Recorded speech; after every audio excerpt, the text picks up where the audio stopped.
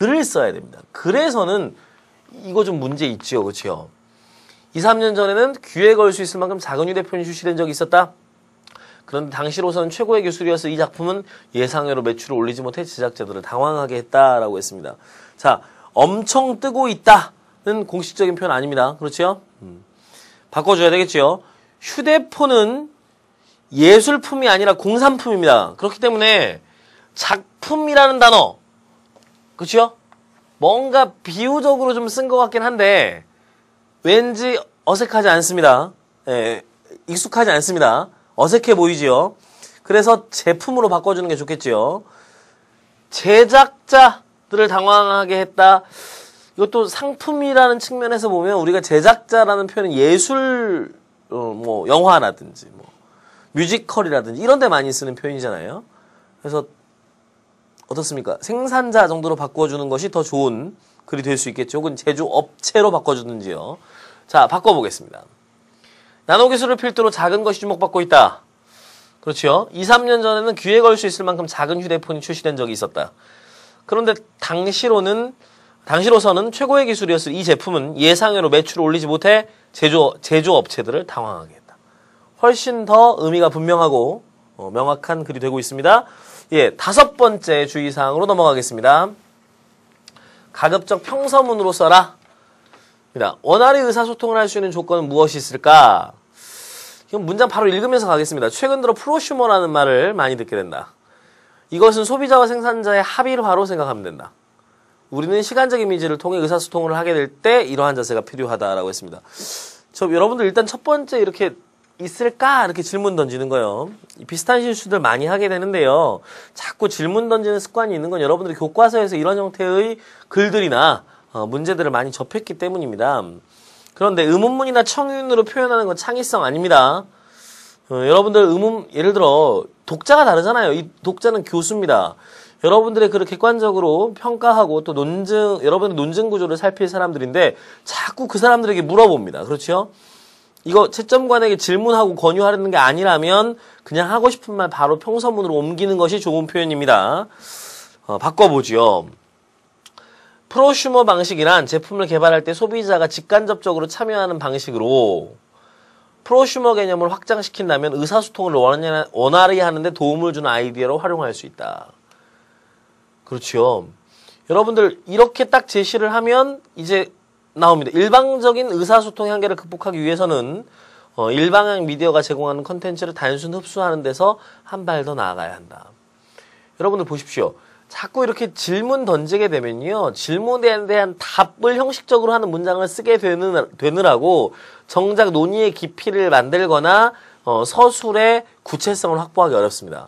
하지만 처음부터 여러분들이 주제어로 삼고 있는 프로슈머를 던지고 거기에 대해서 확실한 개념을 정리하고 의미를 설명하고 이렇게 나아간다면 훨씬 더 상세한 설명을 쓰는 한 단락을 만들 수 있습니다. 그래서 질문을 던지게 되면 논의의 폭도 축소될 수 있다는 것을 기억하시기 바랍니다. 예, 6번째 주의사항으로 가보죠. 얼버무리지 말고 구체적으로 써라. 제한된 분량 안에서는 자신의 견해를 체계적으로 논술을 하려고 한다면 사안에 대해서 구체적으로 접근해야 합니다. 그런데 여러분들이 이렇게 글을 쓰다 보면 지극히 원론적인 수준의 이야기만 툭 던져놓고 대단히 모호하게 자기 입장을 피력하는 경우가 많습니다. 그래서 추상적이고 포괄적이라는 것은 바꿔 말하면 다른 사람이 쓴 글과의 차별성이 부각이 안 된다는 겁니다.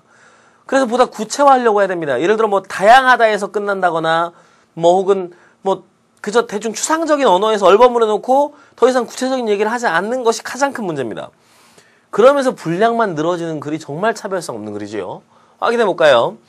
어떤 사람이 누구나 다 아는 것을 혼자 틀렸다. 그러면 그 사람은 스스로 창피한다.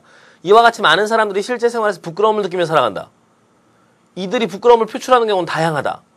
다양하다 해놓고는 다양한 설명 안 합니다. 그렇지. 하지만 다 모아놓고 본다면 결정적으로 공통점이 있다.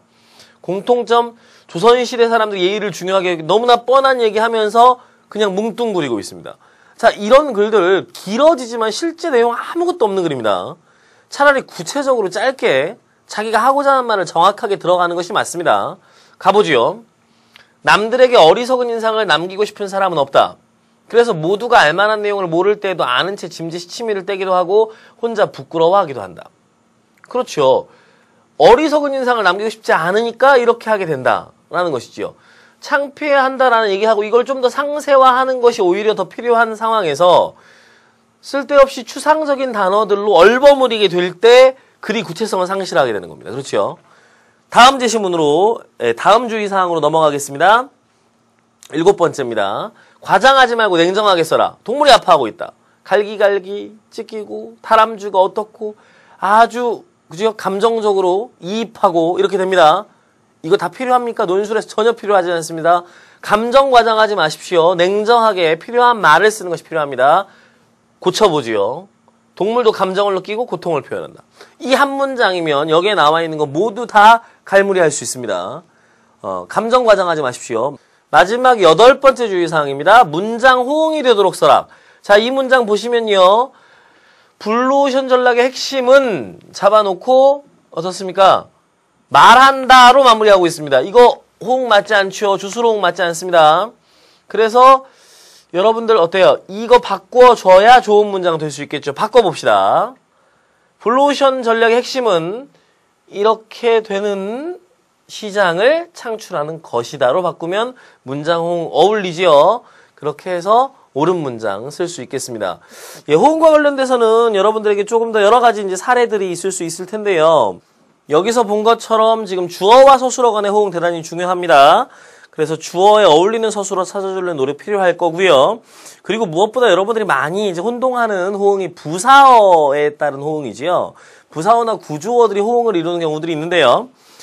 결코 뭐뭐 하지 않다. 왜냐하면 뭐뭐 때문이다. 설사 뭐뭐 하더라도 기껏 뭐뭐 해야. 비록 뭐뭐 하더라도 하물며 뭐뭐시랴.